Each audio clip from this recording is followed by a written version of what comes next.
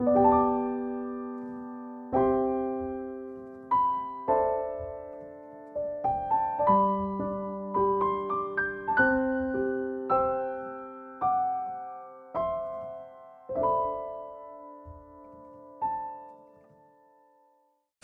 함께 나눌 말씀은 사도행전 2장 1절에서 4절의 말씀이고요. 제가 읽어드리겠습니다. 여러분들 보시면서 어떤 문장이 기록되어 있는지, 어떤 의미가 숨겨져 있는지 한번 잘 생각해 보시면 좋겠습니다. 오순절날이 이미 이름에 그들이 다 같이 한 곳에 모였더니 호련히 하늘로부터 급하고 강한 바람 같은 소리가 있어 그들이 앉은 온 집에 가득하며 마치 불의 혀처럼 갈라지는 것들이 그들에게 모여 각 사람 위에 하나씩 임하여 있더니 그들이 다 성령의 충만함을 받고 성령이 말하게 하심을 따라 다른 언어들로 말하기를 시작하니라. 아멘. 여러분, 오늘은 세 가지 변화라는 제목으로 사도행전 2장 1절에서 4절의 말씀을 통해 이 땅에 성령님이 임하실 때, 처음 임하실 때 어떻게 임하셨는지, 그리고 성령님이 임하실 때에 사람들에게 세 가지 변화가 나타났는데 그 세 가지 변화가 무엇인지를 함께 나누어 보고자 합니다. 여러분, 성령님이라고 생각하면, 성령이라고 생각하면 어떤 이미지가 떠오르나요? 성령이라고 하면 개인적으로 저는 이렇게 어렸을 때 제가 사역을 시작하기 전에 성령이라고 하면 어떤 불이나 어떤 큰 능력이나 어떤 굉장한 힘을 많이 생각했던 것 같아요. 왜냐하면 성령에 대해 기록하고 있는 어떤 말씀이나 어떤 목사님들의 설교나 아니면 어떤 찬양들이 모두 다 무엇을 의미하냐면 성령이 임하면 모든 것이 바뀐다라고 기록하고 있기 때문이에요. 대부분이 성령이 임하면 그 인생이 변화되고 세상이 변화된다라고 기록하고 있기 때문에 저는 그렇게 생각했었어요. 실제로 우리가 자주 부르는 찬양 중에 성령님이 임하시면 이라는 찬양이 있죠. 가사 한번 보여주시겠어요?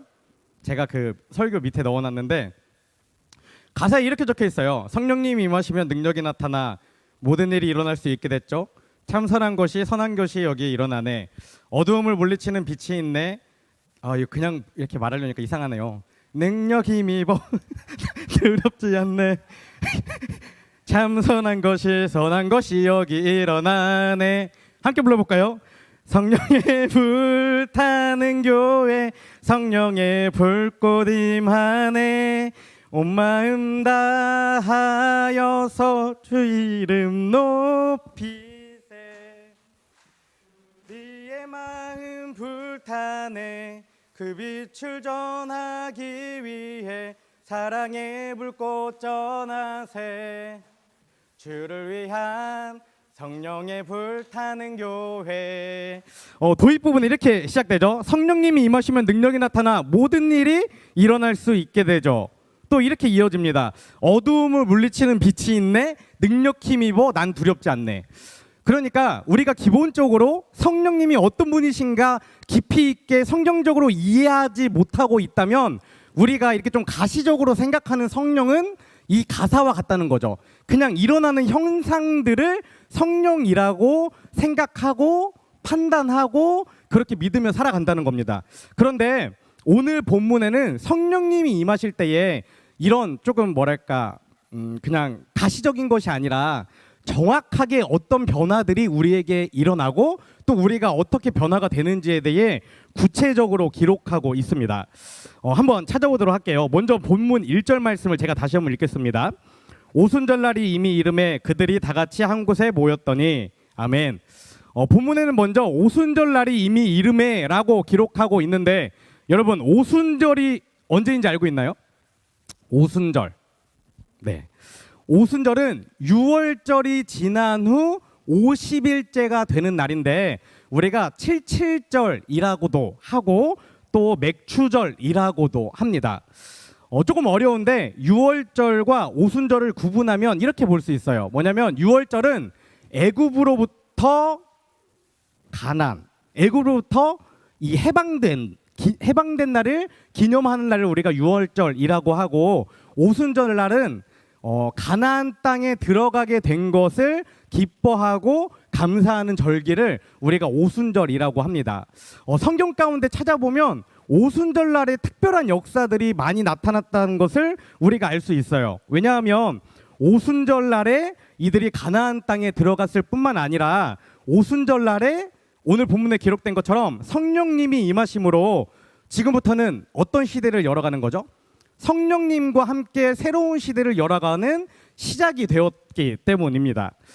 또한 본문에는 오순절날이 이미 이르렀다고 기록하면서 이미 이르매라고 기록하고 있습니다.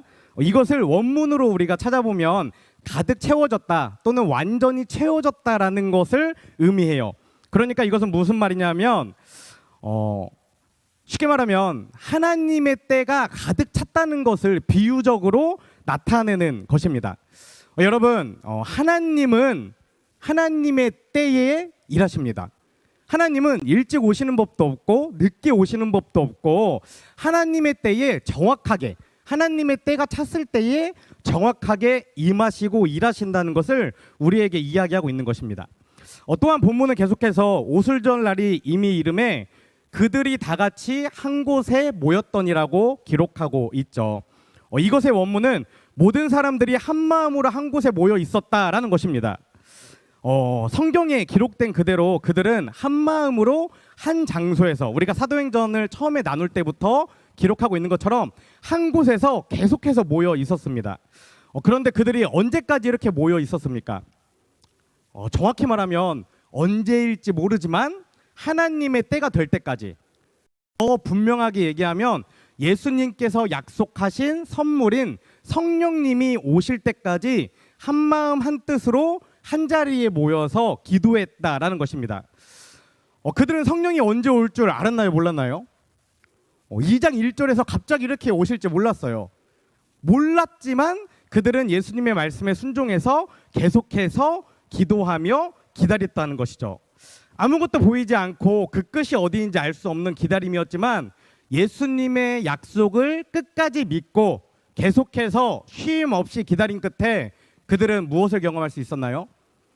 기록된 것처럼 성령의 역사를 경험하게 되었다는 것입니다.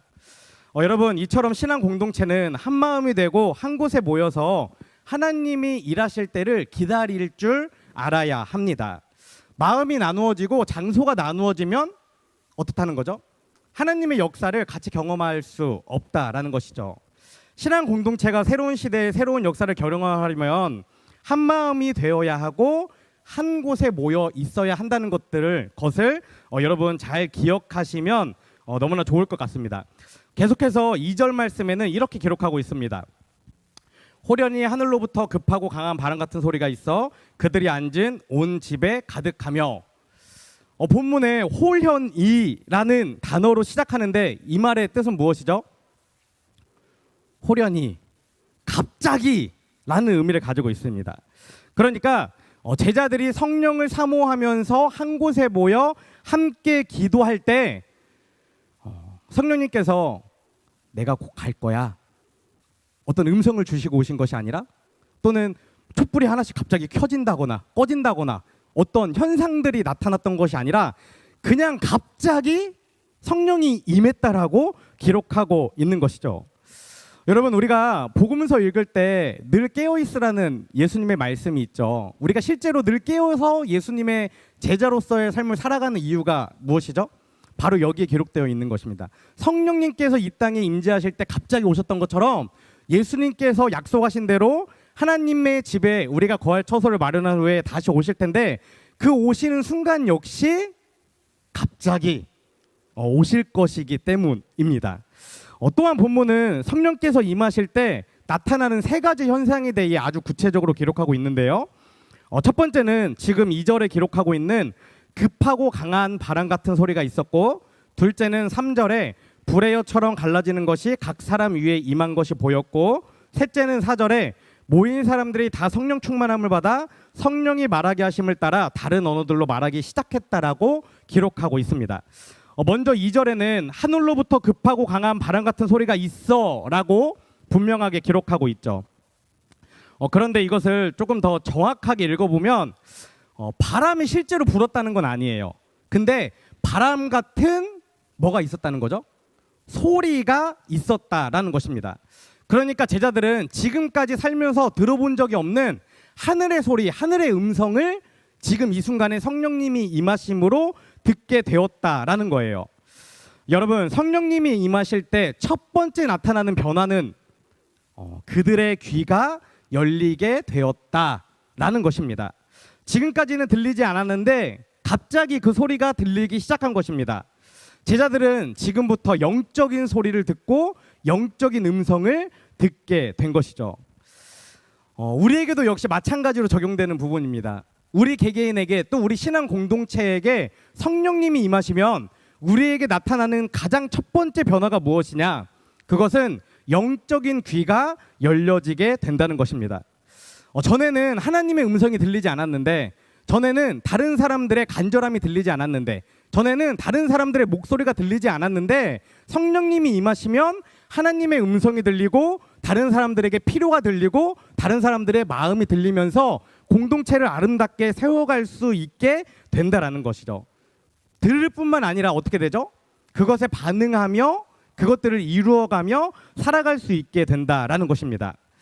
이 시간 함께 예배하는 저와 여러분도 성령님이 임하심으로 우리의 영적인 귀가 열려서 하나님의 말씀을 듣고 순종하고 또 반응하고 하나님뿐만 아니라 우리 주변에 있는 청년들의 소리를 함께 들으며 살아가는 인생이 되시기를 간절히 소망합니다. 계속해서 3절은 이렇게 기록합니다.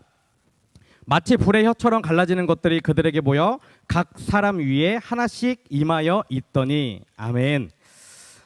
본문은 제자들이 이번에는, 아까는 듣게 된 거에 대해 얘기한다면 이번엔 보게 된 것에 대해 기록하고 있는 것입니다. 성령님이 임하실 때에 나타나는 첫 번째 형상이 귀에 들리는 청각적인 변화였다면 두 번째 현상은 시각적인 변화에 대해 이야기하고 있습니다. 본문에서 불의 혀처럼 갈라지는 것들이 보였다는 것은 불이 붙어서 맹렬히 타오르고 있는 모습을 묘사하고 있습니다. 실제로 우리가 어떤 유튜브나 이렇게 성령에 대해 검색하면 성령은 늘 불과 함께 이미지화 되어 있는 것을 볼 수 있죠. 근데 그 이유가 있어요. 성령을 불로 나타내는 이유가 있습니다. 그것은 무엇이냐면 성경에서 불은 대부분 하나님의 임재를 기록하고 있기 때문이에요. 성경에서 불이 임했다고 표현할 때는 대부분 하나님의 임재를 나타내기 때문입니다. 그렇기 때문에 성령님이 임하실 때 불의 모습으로 나타났다라는 것은 하나님이 어떻다는 거죠? 그 시간 그 사람들 위에, 그 사람들 안에 함께 임재하고 있었다라는 것을 분명하게 기록하고 있는 것입니다. 그런데 그 불이 어떻게 임하였다고 기록합니까? 본문에 각 사람 위에 하나씩 임하였더니라고 분명하게 기록하고 있습니다. 이것은 너무 중요한데요. 성령을 사모하며 기다리는 그 사람에게 임한다라고 우리가 이해할 수 있습니다. 성령은 사모하며 기다리는 사람에게 임한다라는 것이죠. 신앙 공동체나 부모님의 믿음이나 친구의 믿음이나 자녀의 믿음이나 어떤 다른 사람의 믿음에 의해 성령이 우리에게 임재하는 것이 아니라 간절히 기다리며 살아가는 사람에게, 정말 간절히 구하며 기도하며 살아가는 그 사람에게 성령이 임하신다라는 것입니다. 그렇기 때문에 우리 개개인도 물론 성령의 임재를 성령받기 위해 굉장히 기도하고 순결하고 거룩하게 살아가려고 노력해야 하고 기다려야 하지만 우리가 사랑하는 사람들, 또 우리와 함께하는 가족들, 신앙 공동체가 성령받기를 함께 꿈꾸며 함께 하도록 우리가 권면해야 할 의무가 있는 것입니다. 그런데 이 말씀에서 우리가 조금 더 중요하게 봐야 하는 것이 있습니다. 그것은 각 사람 위에 성령의 불이 있는 것이 어떻다는 거죠? 그들의 눈에 보였다라는 것이죠. 이것은 무엇을 의미합니까? 제가 아까 임재랑 연결해서 보면 그들이 이제는 살아계신 하나님을 실제로 보게 되었다라는 거예요. 성령의 불이 임한 것을 봤다는 것은 살아계신 하나님을 실제로 보게 되었다라는 것입니다. 여러분, 우리는 살아가면서 그럴 때 있죠. 하나님이 정말 살아계시면 보여주세요. 그러면 제가 믿겠습니다 라고 얘기할 때가 있잖아요. 그런데 오늘 성경 가운데 우리가 하나님을 볼 수 있는 분명한 방법에 대해 기록하고 있는 거예요. 우리 안에 성령님이 임하시면 하나님을 볼 수 있다라는 것입니다. 살아계신 하나님을 믿을 수 있다라는 거예요. 또한 보는 것에서 멈추는 것이 아니라 이제는 하나님을 봤기 때문에 어떻게 하죠? 하나님의 임재 속에 하나님과 동행하며 하나님의 뜻대로 살아가는 인생으로 온전하게 변화될 수 있게 됩니다. 우리에게 성령님이 임하시면 하나님 앞에서 진실하고 신실하게 살아갈 수밖에 없는 이유가 바로 이 본문에 기록되어 있습니다. 성령님이 임하시면 우리의 영의 눈이 열리기 때문에 하나님을 실제로 보게 되기 때문에 더 이상은 죄를 지을 수 없고 더 이상은 세상을 사랑할 수 없는 인생이 될 수밖에 없다라는 것이죠. 여러분이 좀 부담스러워하고 불편해하는 사람과 함께 있으면 어떻게 살아가죠? 굉장히 눈치를 보고 조심하고 그 사람이 싫어하는 일을 하지 않으려고 하고 굉장히 자신의 일에 최선을 다하려고 하며 살아가죠. 근데 우리가 그리스도인으로 이 땅 가운데 살아가지만 사실 성경의 말씀을 지키며 살아가지 못하는 이유는 무엇이죠? 하나님이 보이지 않기 때문이잖아요. 하나님이 정말 옆에서 살아계셔서 우리를 보고 있다면 우리가 어떻게 그런 죄들을 짓고 험한 말들을 하고 나만을 생각하고 다른 사람들에게 상처를 주며 살아갈 수 있나요? 성령님이 임하시면 우리의 영의 눈이 열려서 하나님의 임재를 보게 되고 하나님과 함께하는 인생이 되기 때문에 정말 하나님의 사람으로 살아갈 수 있게 된다라는 것입니다. 그리고 제가 동행이란 단어를 여러분들에게 가끔 이렇게 설교 시간을 말씀드릴 때 꼭 하는 이 비유가 있어요. 뭐냐면 우리는 늘 하나님과 동행하고 싶어 해요. 하나님과 동행하고 싶어 합니다. 근데 한 가지 의미에서 동행하고 싶어 해요. 뭐냐면 이 세상 가운데에 하나님이 나와 동행하시면 내가 힘을 얻고 내가 잘 살고 잘 먹고 평안하고 기쁨을 누리는 의미에서 하나님과의 동행을 요청합니다. 또 힘든 일이 있으면 하나님이 나를 위로해 주시고 지켜주시고 이 위기를 돌파해 주시는 개념으로 하나님과의 동행을 생각해요. 근데 그게 다가 아니라는 거죠. 동행이라는 단어를 생각할 때 우리가 꼭 생각해야 되는 한 가지가 더 있어요. 그거는 뭐냐면 구별이에요. 구별. 돌아서는 거예요. 우리가 하나님과 함께하면 어떻게 되는 거죠? 세상으로부터 돌아서는 거예요. 세상의 길에서 하나님의 길로 돌아서는 겁니다. 완전 다른 길을 걷게 되는 거예요. 우리는 하나님과 함께 한다고 생각하면 세상 가운데서 하나님을 내 등에 업고 내가 하나님과 함께 잘 사는 것을 생각하는데 성경이 말하는 하나님과의 동행은 세상으로부터 구별돼서 떨어져 나와서 세상 것들을 버리고 하나님의 말씀을 지키며 살아가는 것을 동행이라고 얘기한다는 것입니다.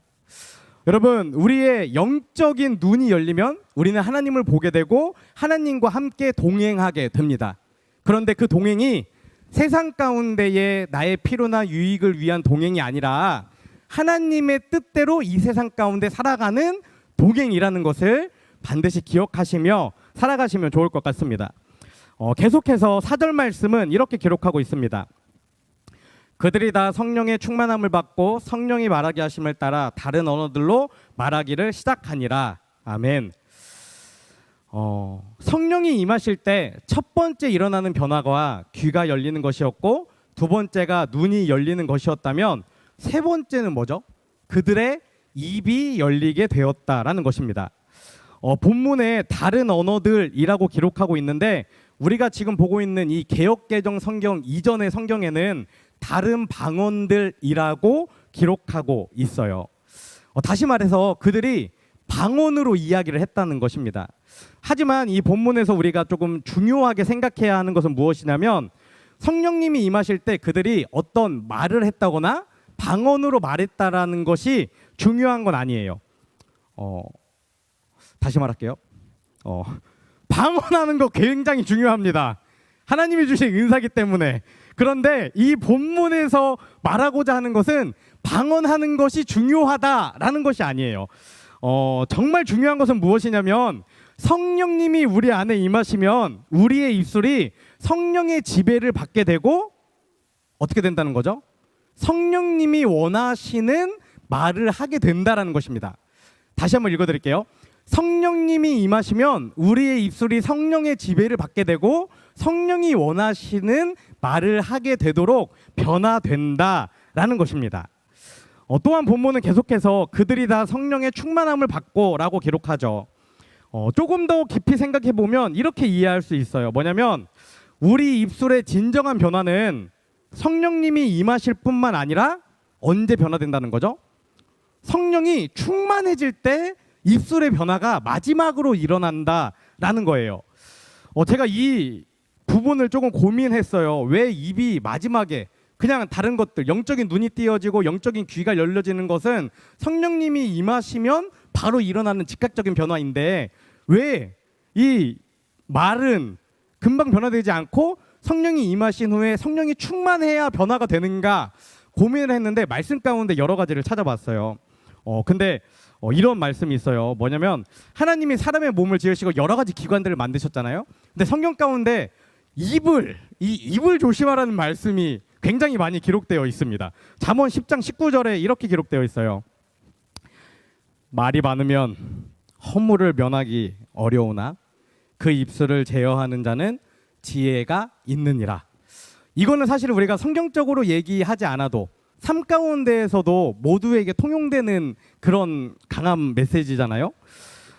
그렇다는 거죠. 우리에게 성령님이 임하시고 바로 변화되는 것이 아니라 이 입술의 제어는 너무나 어려운 것이기 때문에 성령이 충만해질 때 그 입술의 변화가 되고 그 입술이 말하는 것도 실제적으로 이 입만 얘기하는 것이 아니라 실제적인 우리의 삶이 그때 변화되는 것으로 우리가 이해할 수 있습니다. 지금까지는 우리 입술이 미움이나 시기나 질투나 비난이나 저주나 욕설의 말들이 가득했다면 또 우리의 삶이 행동이 누군가를 미워하고 저주하고 원망하고 싫어하고 거부하고 혼자 있기를 원했다면 성령이 임하신 후에 성령이 충만해지면 그 사람이 변해서 다른 사람을 위로하고 사랑하고 함께하기를 원하고 서로의 필요를 채워주고 축복하는 말을 하는, 축복하는 행동을 하는, 삶을 살아가는 인생으로 변화된다라는 것입니다. 간단하게 말하면 전에는 다른 사람을 죽이던 그 죽음의 말이 성령 충만함이 임하면 이제는 다른 사람을 살리는 생명의 말로 변화되게 된다라는 것입니다. 우리가 너무나 잘 알고 있는 말씀이 있습니다. 로마서 8장 5절에서 6절 말씀입니다. 육신을 따르는 자는 육신의 일을, 영을 따르는 자는 영의 일을 생각하나니 육신의 생각은 사망이요 영의 생각은 생명과 평안이니라. 아멘. 여러분, 이 말씀에 기록되어 있는 것처럼 성령님과 함께하는 사람의 가장 큰 특징 한 가지를 뽑으라면 보여주시겠어요? 이거예요.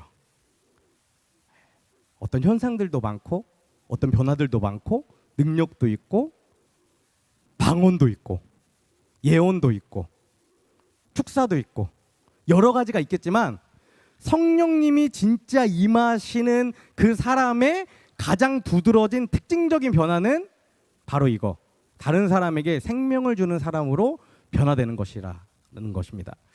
여러분, 우리 주변에 보면 성령의 은사를 받은 사람이라고 말하는 사람들이 굉장히 많습니다. 어떤 사람은 예언을 해요. 어떤 사람은 방언을 해요. 어떤 사람은 귀신을 내쫓아요. 어떤 사람은 가르치는 은사가 탁월해요. 어떤 사람은 찬양의 은사가 탁월해요. 어떤 사람은 다른 사람들을 잘 돌봐주는 은사가 탁월해요.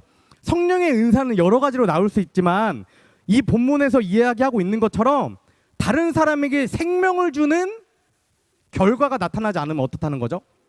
그건 성령이 임하신 것이 아니라고 우리가 이해할 수 있다라는 것입니다.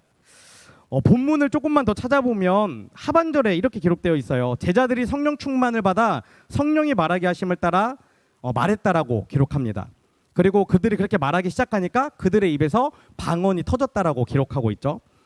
그리고 중요한 것은 무엇이냐면 그들의 입에서 방언이 터졌기 때문에 그들은 천하 각국에서, 그러니까 온 세계에서 예수님의 약속을 믿고 성령을 사모하며 모인 그 다양한 나라들의 그 사람들의 언어로 어떻게 할 수 있었죠? 복음을 전할 수 있었어요. 방언이 터졌기 때문에.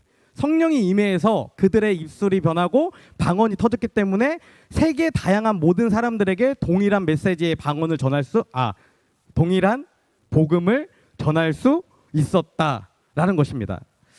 정리해 보면 그들은 그들의 입술이 성령님께 붙잡힐 때 자신의 입술을 통하여 하나님의 나라를 세워가는 그리스도인으로 변화될 수 있었다라는 것입니다. 이 시간 함께 예배하는 저와 여러분도 성령님이 임하시고 그것에서 멈추는 것이 아니라 성령 충만함을 받아서 하나님이 원하시는 말을 하게 되므로 사람을 살리는 저와 여러분이 되시기를 간절히 소망합니다. 반주해 주시고 우리 워시팀 등단해 주시면 좋을 것 같아요. 오늘 본문을 통해 우리가 성령님이 임하실 때 어떻게 임하셨는지, 그리고 우리에게 나타나는 세 가지 변화가 무엇인지 함께 말씀을 나눠봤습니다. 첫 번째는 보여주세요. 우리의 귀가 열려서 하나님의 말씀이 귀에 들리는 사람으로 변화된다라는 거예요. 이것은 우리의 청각의 변화를 의미합니다. 그리고 두 번째는 우리의 눈이 열려서 하나님의 임재를 보게 되고 하나님과 동행하며 하나님의 능력으로 살아가는 사람이 된다라는 거예요. 하나님을 보게 된다라는 거죠. 시각의 변화에 대해 이야기하고 있습니다. 그리고 세 번째는 성령 충만함을 받아 우리의 입술이 성령의 지배를 받게 되고 사람을 살리는 말을 하는 사람으로 변화된다라는 것입니다. 본문에서는 입술이라고 이야기하지만 사실 이 입술은 우리 삶의 모든 전체를 이야기하는 거예요. 삶이 변환되는 것을 이야기하는 것입니다. 여러분, 제가 오늘 설교 시작하면서 앞에 성령님이 임하시면 우리 함께 찬양했죠. 성령에 대해 여러분은 어떻게 생각하셨나요? 그동안 성령님이 임하시면 어떤 능력이 있거나 변화가 있거나 어떤 치유가 되거나 그런 것들을 생각하셨을 수 있어요. 또 기도할 때 성령이 임재하시기를 원하시면서 나에게 힘을 주시기 위해 내가 이 땅 가운데 더 살아가기 위해 성령을 구했을지 모릅니다. 그런데 오늘 본문을 통해 우리는 분명히 알았어요. 성령이 우리에게 임하시는 이유는 무엇이냐면 결국에는 뭐라는 거죠? 사람을 살리기 위해 성령께서 임하신다는 거예요. 사람을 살리는 사람으로 우리를 부르시고 우리를 세우시고 우리를 변화시키신다는 것이죠. 그리고 사람을 살리는 사람이 되기 위해서는 반드시 세 가지의 변화가 있어야 되는데 우리의 영적인 눈이 열리고 영적인 귀가 열리고 또 영적인 입술이 열려야 한다라는 것입니다. 여러분 지금 무엇을 듣고 있나요? 무엇을 보고 있나요? 너무 세상의 것들로만 가득가득 채워져 있진 않습니까? 너무 내가 원하는 것들로만 가득가득 채워져 있지는 않습니까? 그것들을 모두 다 비워내셔야 합니다. 모두 다 덜어내셔야 돼요. 모두 다 퍼내셔야 돼요. 모두 다 끄집어내셔야 합니다.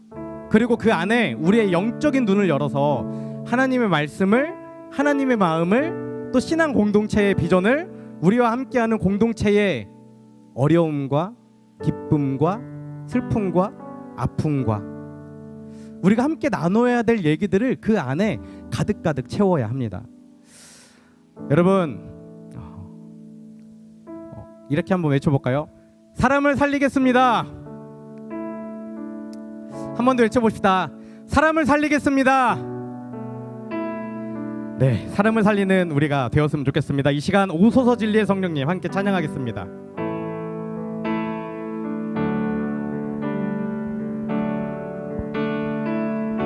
오소서 진리의 성령님,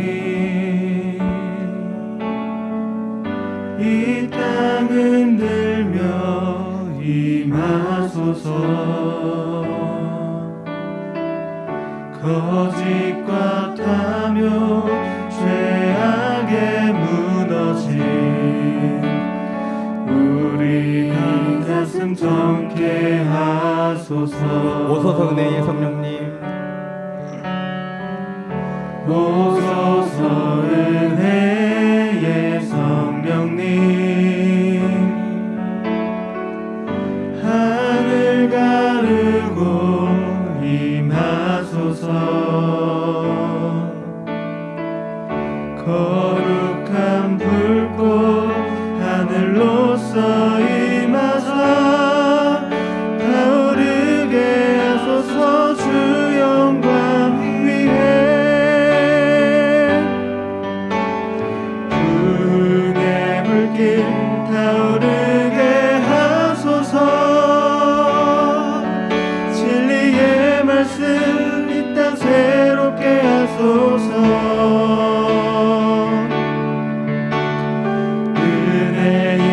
강물 흐르게 하소서. 성령의 바람 이 땅 가득 불어와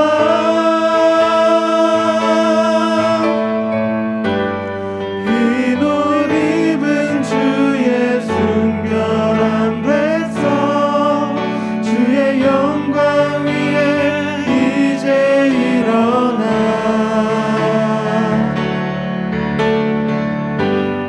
열방을 치유하며 행진하는 영광의 그날을 주소서.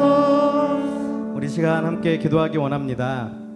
성령을 사모하여 기도함으로 성령 충만을 받고 귀가 열리고 눈이 열리고 입술, 삶이 변화되어 이 땅에 아름다운 하나님의 나라를 세워가는 여디디아 청년들이 되게 하소서. 그리고 여기 기록되어 있진 않지만 마지막에 함께 나누었던 것처럼 사람을 살리는, 사람에게 희망을 주는, 기쁨을 주는, 감사를 주는, 사람을 살리는 인생이 되게 하여 주소서. 이 두 가지 기도 제목으로 주여 한번 외치신 후에 함께 기도하겠습니다.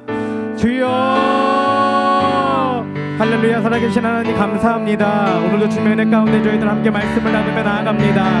하나님, 간절히 소망하기는 이 시간 함께 예배하는 우리 여디디아 청년들 성령의 임재 가운데 나아가길 원합니다. 하나님, 성령으로 임재하시고 성령 충만으로 가득 찬 인생 될 수 있도록 아버지 함께하여 주시옵소서. 오늘 본문을 통해 함께 나누었던 것처럼 성령이 임재할 때에 우리의 귀가 열리고 눈이 열리고 입술이 변화되는 것을 경험하기 원하오니 하나님, 우리의 영적인 눈을 열어주셔서 하나님의 임재를 보게 하시고 하나님과 늘 동행하는 인생 될 수 있도록 아버지 함께하여 주시옵소서. 주님 또한 우리의 영적인 귀가 열려서 하나님의 음성을 듣게 하여 주시옵소서. 세상의 소란스러운 소리들로 가득 찬 것이 아니라 하나님의 말씀이, 하나님의 음성이 우리 안에 들릴 수 있도록 아버지 함께하여 주시옵소서. 주님, 우리가 성령 충만하도록 우리의 입술이 변화되길 원합니다. 우리의 삶이 변화되길 원합니다. 하나님, 우리 삶 가운데에 함께하시고 개입하시고 만져주셔서 성령의 사람으로 변화되는 귀한 인생 될 수 있도록 아버지 함께하여 주시옵소서. 주님, 우리 한 사람 한 사람 사람을 살리는, 생명을 살리는 사람 되기 원하오니 하나님, 친히 가르치시고 역사하여 주시옵소서. 우리가 살려야 하는 사람들을 보이게 하시고 그들에게 다가가게 하시고 그들을 살려내는 귀한 인생으로 쓰임받을 수 있도록 아버지 함께 하시고 주님 역사하여 주시옵소서. 사랑하는 하나님 감사합니다. 오늘도 주님의 은혜 가운데 저희들 하나님이 주신 생명을 가지고 하나님 앞에 나와 하나님을 예배하며 나아갑니다. 하나님, 하나님께서 우리를 너무나 사랑하셔서 하나님의 형상대로 지으시고 생기를 부어 우리를 창조하셨듯이 그 사랑의 마음을 가지고 우리 또한 사람을 살리는 인생이 되기 원합니다. 우리 주변에 우리가 꼭 살려야 하는 인생들이 있음을 확신하오니 그들을 바라보게 하시고 그들에게 다가가게 하시고 그들에게 따뜻한 마음과 따뜻한 말과 따뜻한 손짓으로 희망을 주고 평안을 주고 감사와 기쁨을 주며 사람을 살리는 인생이 될 수 있도록 아버지 함께하여 주시옵소서. 주님, 오늘은 본문을 통해 성령님이 임하실 때에 또 성령 충만해질 때에 우리에게 어떤 변화가 있는지 함께 나누었습니다. 하나님, 먼저 우리의 영적인 귀가 열리기 원합니다. 세상의 소리들만 듣는 것이 아니라 하나님의 음성을, 하나님의 말씀을 듣기 원하오니 주님, 우리의 영적인 귀를 열어주시옵소서. 또한 우리의 영적인 눈이 열려지기 원합니다. 세상의 것들로 우리의 시각을 가득 채우는 것이 아니라 하나님의 말씀으로 또 하나님이 지으신 아름다운 자연들로 우리의 눈을 채워 우리의 눈이 정화되어 깨끗하게 되어 하나님이 바라보시는 곳을 바라보기 원하오니 우리 한 사람 한 사람의 눈과 귀를 주님 붙잡아 주시고 새롭게 변화되게 함께하여 주시옵소서. 또한 우리가 성령 충만함으로 실제적인 삶의 변화를 경험하기 원합니다. 우리의 입술을 통해 사람이 살려지고 또 우리의 행동을 통해 사람이 살려지기 원합니다. 그 전에 먼저 내가 그 변화를 경험하고 하나님의 살아계심을 확신하며 나아가기 원하오니 이 시간 함께 예배하는 우리 여디디아 청년들 가운데에 성령으로 불같이 임재하셔서 우리의 귀가 열려지고 눈이 열려지고 삶이 변화되는 그 삶으로 충만해지는 귀한 인생이 될 수 있도록 아버지 함께하여 주시옵소서. 너무나 어둡고 어두운 시대 가운데 살아갑니다. 주님, 우리가 현상만을 바라보며 나아가는 것이 아니라 뜬구름을 잡으려고 달려가는 것이 아니라 먼저 하나님의 말씀 앞에 철저히 성령의 사람으로, 하나님의 사람으로, 복음의 사람으로 변화되어 경고에 세워지기 원하오니 임재하시고 가르치시고 변화시켜 주시옵소서. 이 시간 하나님의 살아계심을 믿음으로 고백하며 정성껏 드려진 예물이 있습니다. 이 예물이 사용되어지는 곳에 아름다운 하나님의 나라가 세워지게 하시고 날마다 구원받는 사람들이 더해지는 역사가 나타날 수 있도록 아버지 함께하여 주시옵소서. 이제는 우리를 위해 이 땅에 오신 예수 그리스도의 은혜와 독생자를 보내주신 하나님 아버지의 크신 사랑과 날마다 우리를 보호인도 승리케 하시는 성령님의 내주 교통하심이 이 시간 성령을 사모하여 기도함으로 성령 충만을 받고 귀가 열리고 눈이 열리고 입술과 삶이 변화되어 이 땅에 아름다운 하나님의 나라를 세워가며 사람을 살리는 인생이 되기를 결단하는 하나님의 사랑을 입은 자 여디디아 청년들 위해 지금부터 영원까지 함께하옵시기를 간절히 축원하옵나이다. 아멘.